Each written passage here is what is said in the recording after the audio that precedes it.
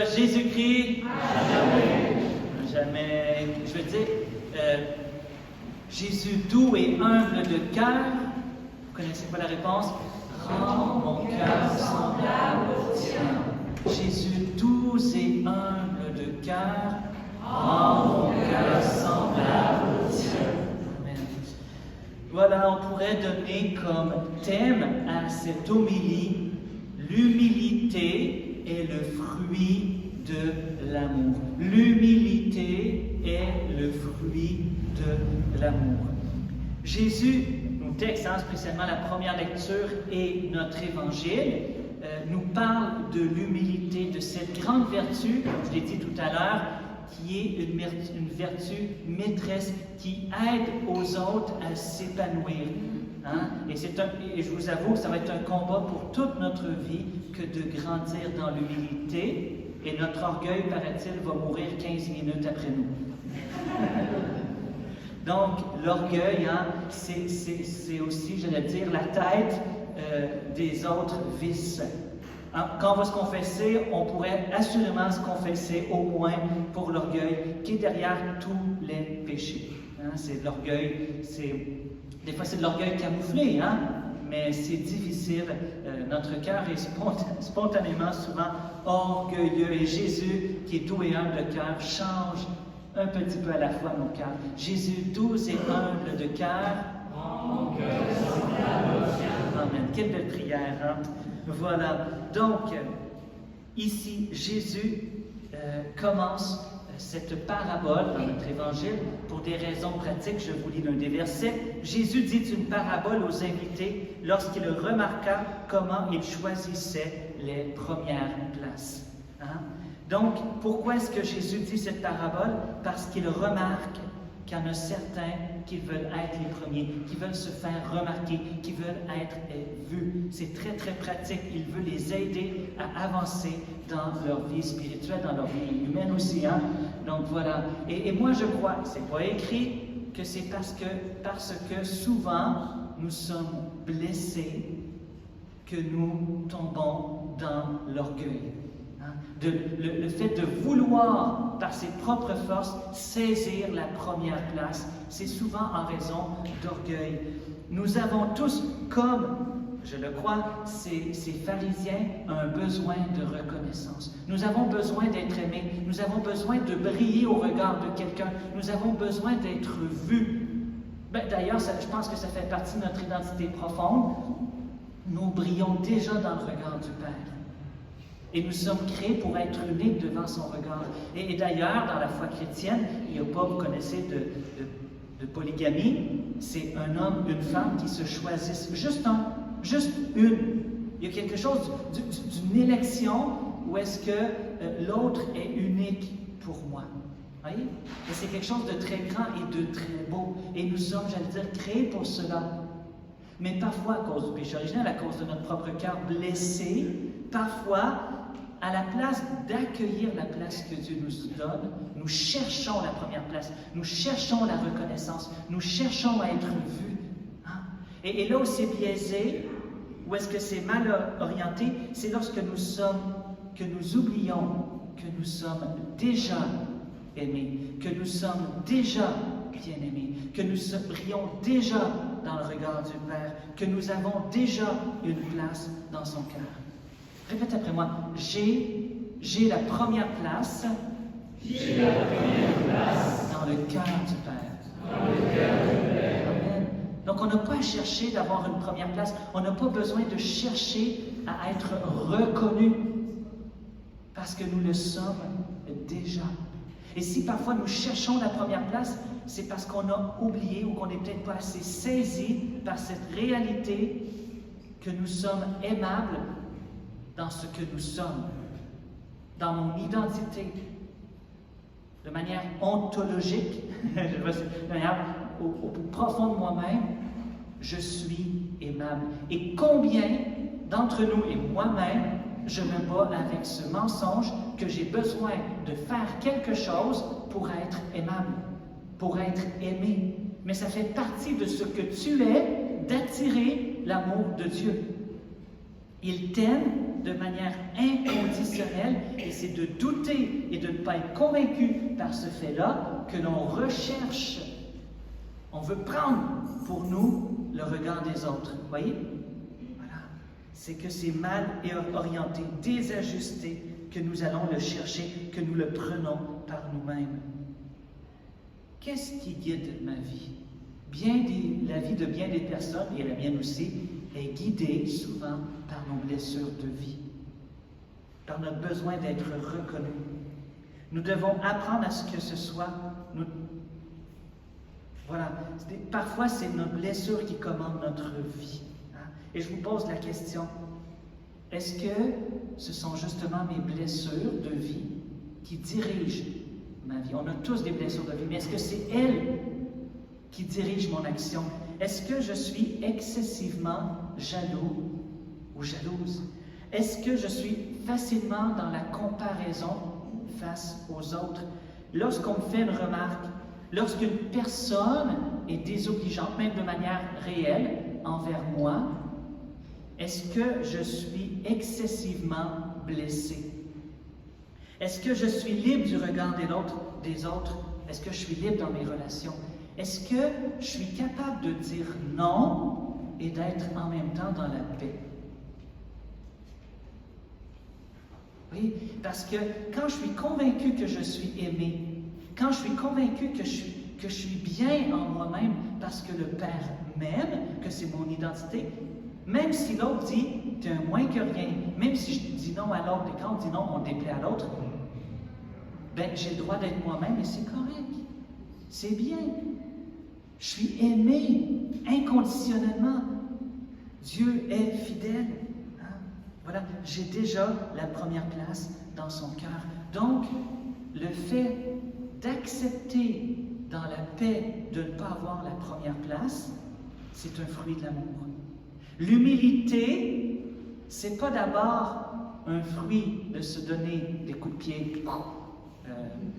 C'est pas un fruit de la l'ascèse, mais même si on a besoin de travailler sur nous-mêmes pour être humble, mais c'est pas d'abord le travail sur nous-mêmes, c'est d'abord le fruit de reconnaître que je suis aimé de manière profonde et inconditionnelle. Amen? Amen. C'est profond, hein, ce que je vous dis là.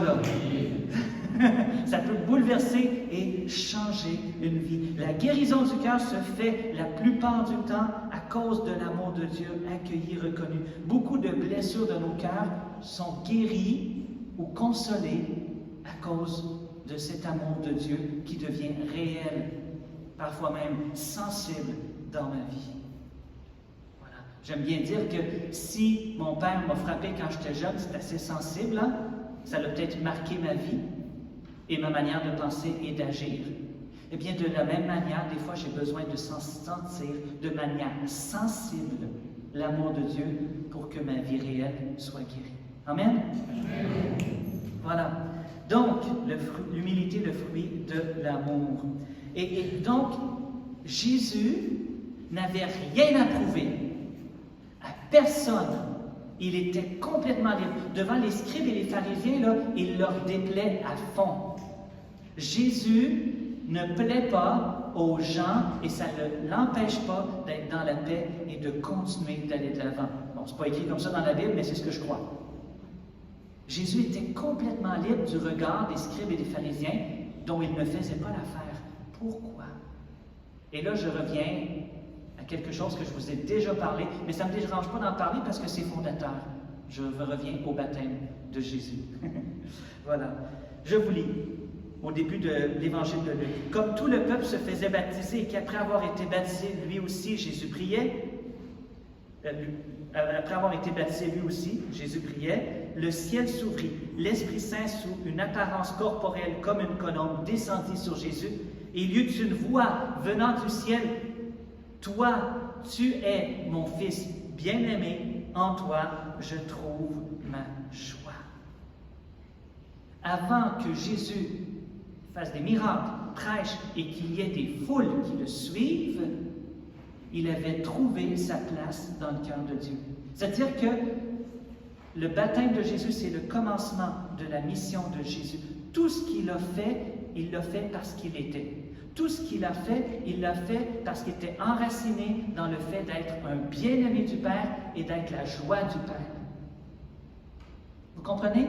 Et c'est pour ça qu'il était aussi libre. La mission de Jésus s'enracine dans son identité et sa relation au Père. Voilà. Si c'est fondateur pour la vie de Jésus, ça doit être aussi fondateur pour la mienne.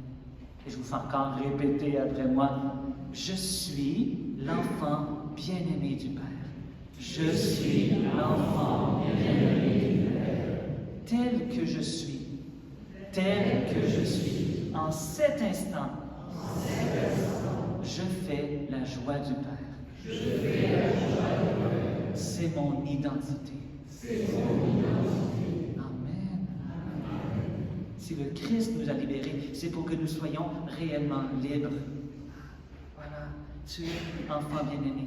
Et sur le sermon sur la montagne, si tu te poses une question, comment vivre ma foi chrétienne? Va lire le chapitre 5 à 7 de Saint Matthieu, c'est le sermon sur la montagne, et c'est la nouvelle charte de vie de ceux qui suivent Jésus, le sermon sur la montagne. Et dans ce sermon sur la montagne si important, il y a un endroit où il va parler d'une autre manière du même sujet de notre évangile d'aujourd'hui, qui est celui de l'humilité, voilà. Et je vous cite ici brièvement. Ce que vous faites pour devenir des justes, évitez de l'accomplir devant les hommes pour vous faire remarquer. Quand on veut se faire remarquer par les hommes, c'est qu'on veut être à la première place. C'est le même sujet. Ainsi, quand tu fais l'aumône, là il va parler, comme on le sait, on lit au début du carême ces textes-là, on fait l'aumône, on fait la prière et le jeûne. Voilà, mais là je vous lis juste l'aumône. Donc quand tu fais l'aumône, ne fais pas sonner de la trompette devant toi comme les hypocrites qui se donnent en spectacle, encore la première place, dans les synagogues et dans la rue pour obtenir la gloire qui vient des hommes. Celui qui est humble cherche à faire la gloire de Dieu. Celui qui est orgueilleux, mais souvent c'est un petit peu des deux en nous, cherche à faire la gloire des hommes. Je vais le dire autrement. Celui qui est humble cherche à vivre sous le regard de Dieu, ou le regard de Dieu le fait vivre. Celui qui cherche la gloire des hommes vit sous le regard des hommes. Je parlais des êtres humains, hein? Amen, je vous le déclare, poursuit Jésus, ceux-là ont reçu leur récompense. Mais toi, quand tu fais l'aumône, que ta main gauche ignore ce que fait ta main droite, afin que ton aumône reste dans le secret. Rester dans le secret, c'est prendre la dernière place. Je fais quelque chose et personne ne le voit. Hein? Ton Père qui voit dans le secret te le vaudra. Pour moi, elle est là la clé de l'humilité. Ton Père qui voit dans le secret. Il y a une clé pour grandir dans l'humilité, c'est d'être dans le secret avec Dieu. Plus tu passes du temps dans le secret avec Dieu, sous son regard de Père qui est amour, plus tout doucement tu es convaincu de ton identité de fils et de fille bien-aimée qui fait sa joie, de sa miséricorde, de sa fidélité, et plus tu deviens libre du regard des autres. Plus tu passes du temps sous le regard bienveillant de Dieu, plus tu deviens libre devant le regard de ceux qui t'entourent. Amen? Voilà. Et donc, ça guérit notre cœur que de passer du temps dans l'intimité avec notre Papa du ciel. Voilà. Donc, j'ai dit que l'humilité est le fruit de l'amour, mais un autre mot pour l'amour, c'est la charité. Si on choisit la dernière place, c'est souvent par charité. Ma maman, elle a souvent choisi la dernière place. On n'avait pas assez d'argent, puis elle me donne le gros morceau de steak, parce qu'elle m'aime tout simplement, puis elle ne cherche pas à ce que les voisins le sachent. Elle aime parce qu'elle aime. Et vous voyez, donc, prendre la seconde place est souvent un fruit de la charité. Je donne à l'autre la première place que je pourrais avoir parce que je l'aime, parce que je suis dans la charité. Et la source de toute charité, c'est le cœur de Jésus. Amen. Donc, suis-je capable d'honorer les autres, de les élever par ma parole, mes gestes et mes attitudes? Hein? Suis-je capable de leur donner la première place?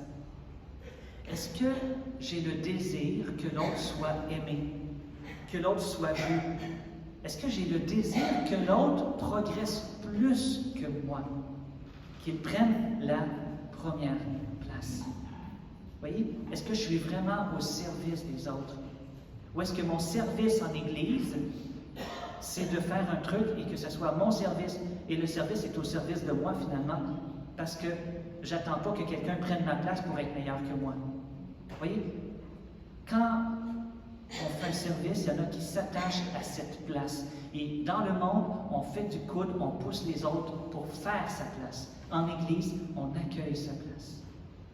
Vous voyez? Parce qu'on n'est pas attaché à notre place, on l'a déjà dans le cœur du Père. Voilà.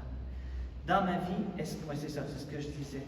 J'ai déjà entendu dire, je ne sais pas si c'est vrai, que devant un saint ou une sainte, on n'est pas là avec de l'encens comme on avait l'encensoir, on n'est pas là pour l'encenser.